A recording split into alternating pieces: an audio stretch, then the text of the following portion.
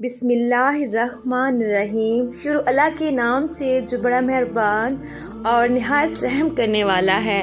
جب نبی کریم صلی اللہ علیہ وآلہ وسلم نے عورت سے متعلق تعلیمات فرمائیں تو آپ صلی اللہ علیہ وآلہ وسلم کے صحابہ کرام نے ان پر عمل کرنے کا حق ادا کر دیا۔ چنانچہ حضرت عمر رضی اللہ تعالی عنہ اپنی طبیعت کی وجہ سے تو سخت مزاج تھے، مگر اہل خانہ کے ساتھ بہت محبت اور پیار سے رہتے تھے۔